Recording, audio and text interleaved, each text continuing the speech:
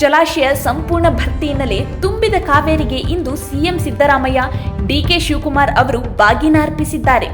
Dam ಇತಿಹಾಸದಲ್ಲೇ ಮೊದಲ ಬಾರಿ ಆಷಾಢದಲ್ಲಿ ಬಾಗಿನ ಸಮರ್ಪಣೆಯಾಗಿದೆ.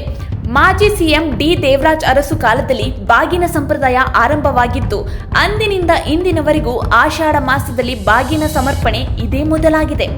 ಸಾಮಾನ್ಯವಾಗಿ ಶ್ರಾವಣ ಅಥವಾ ಭಾದ್ರಪದ ಮಾಸದಲ್ಲಿ ಭರ್ತಿಯಾಗುತ್ತಿದ್ದ ಜಲಾಶಯ ಈ ಹಿಂದೆಯೆಲ್ಲ ಸಾಮಾನ್ಯವಾಗಿ ವರಮಹಾಲಕ್ಷ್ಮಿ ಹಬ್ಬ ಸಂದರ್ಭ ಬಾಗಿನ ಅರ್ಪಿಸಲಾಗುತ್ತಿತ್ತು.